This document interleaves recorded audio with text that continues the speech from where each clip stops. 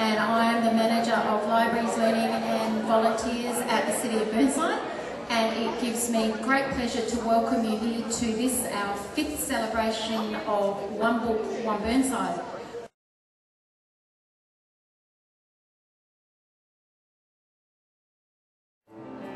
Here I stand, hands in hand, turn my face to the wall.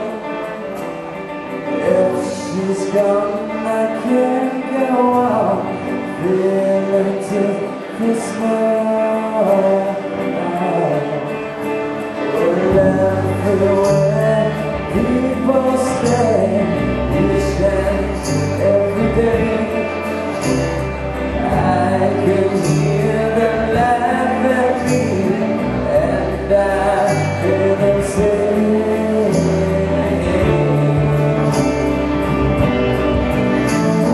hey, you've got to hide your love away.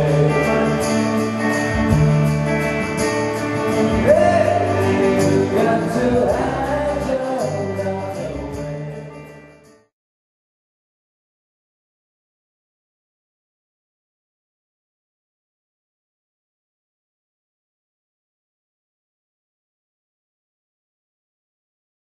I now have great pleasure in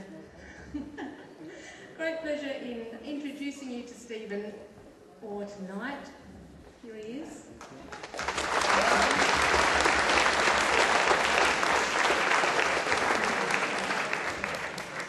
So Stephen's going to talk to you today about Time's Long Ruin, and I've read it myself, and I'm sure a number of you out there have read it, because at the moment the loans are over 130 in the library so far for this launch. So a lot of people are getting out there and reading it, so it's a great promotion. So I welcome you, Stephen, and thank you very much for coming tonight.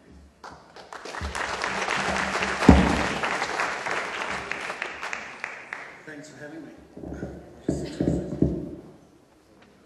everyone hear me? Excellent.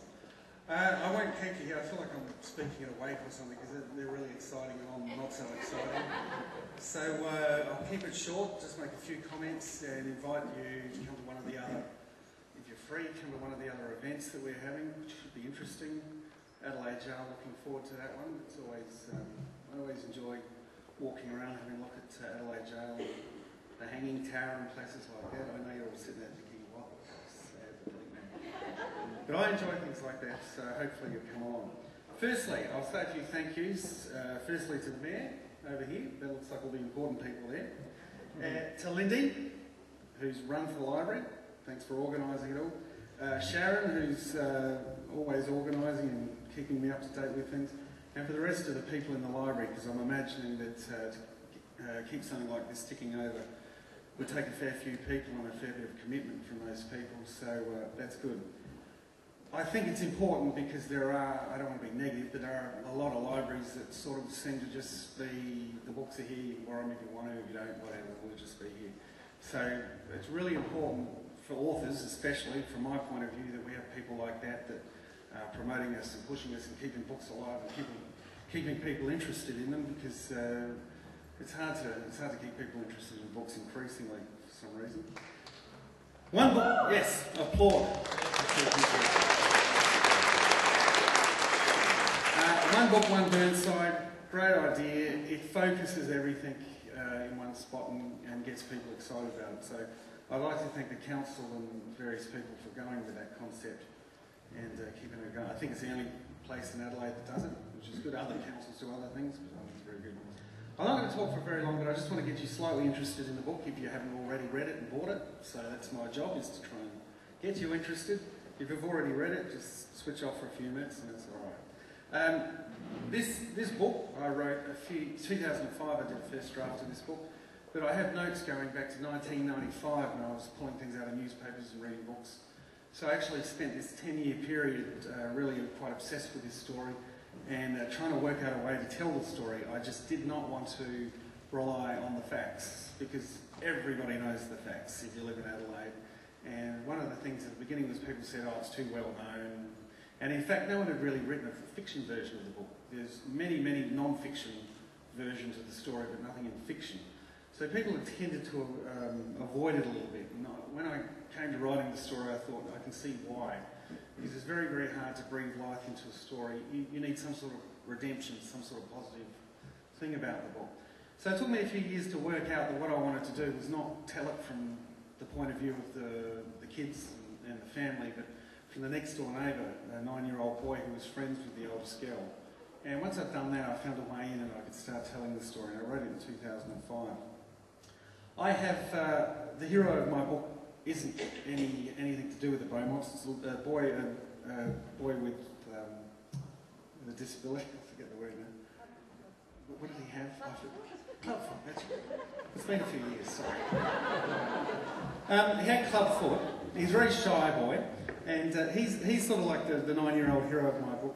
His father is involved in the investigation and he has a lot of problems with his mother, mentally, things going on with her. So he has a very complex life.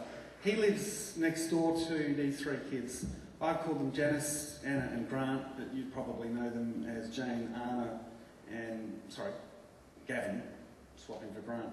And he becomes very good friends with the elder girl, who Janice/Jane. She looks after him, stops him getting bullied at school, and really it's all about, the first half of the book is about growing up in this small little, very tight community where everybody looks out for everybody else. Halfway through the book, the inevitable happens, you know what happens to the Beaumont kids, and really it's a retelling from his point of view of what he went through after that and the way he adjusted to losing those people who are very close to him.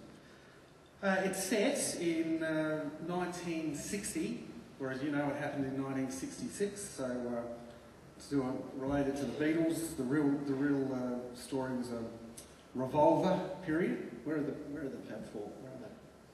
Where are they? Oh, I was going to put a Beatles reference in and I've gone. So I've changed it 6 years, back from 1966 to 1960. I've set it in Croydon, in the western suburbs. The reason why I did that, if anyone comes from the Croydon area, you'll know in Elizabeth Street in Croydon there's a small little street and it's full of little shops. And when I used to live down in that part of the world, all those shops have become deserted. But, you know, with a bit of imagination, you could repopulate all those shops with shopkeepers and butchers and bakers, and you could feel the sense of community. So I really wanted that, which is why I set it around Elizabeth Street. I look at the neighbours. The neighbours were very, very close. We've got some Greek immigrants. We've got a slightly eccentric neighbour who believes in spiritual journeying. So we've got this sort of cast of neighbours that support them after the kids disappear. I've written here parallels with the real story. I was just thinking this the last few days with the Daniel Walken disappearance. It really does touch a nerve with people when kids go missing. You know, the fact that the feeling from the parents with Daniel Walken was that, and I think in the newspaper today or yesterday from his twin brother, was that I should have gone shopping with him. He wanted me to go and I didn't go. So there's this feeling of what if and regret that lives with these people for the rest of their lives. And I really wanted to examine that, and it's still around today, you know, things that are going wrong. Yes, the story was the Beaumont story has really dominated a lot of our growing up. The number of people I speak to who tell me, you know, that they knew his uncle's brother or his sister was there or he knew him. Everybody seems to have had some connection, and even if it's a really vague connection to the story, that they weren't necessarily, didn't know them or anything, people seem to treasure and want to hold on to that connection to this story. And it just occurred to me that this has become more than a story now. It's actually become one of our sort of foundation myths that we refer back to sort of work out who we are and what we value. And when we talk about our neighbourhoods breaking down and, you know, losing contact with our kids, this is the sort of thing we're going back to when things were better. Which, as a writer, you face the problem of nostalgia, and you can't write books that are nostalgic because that doesn't work. You've got to make the book live and be contemporary.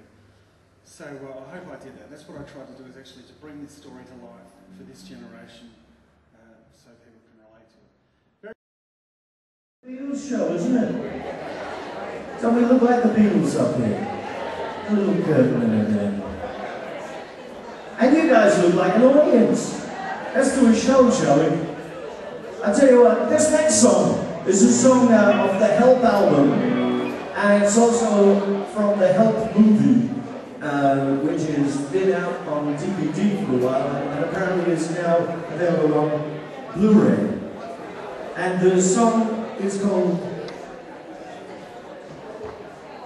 Help!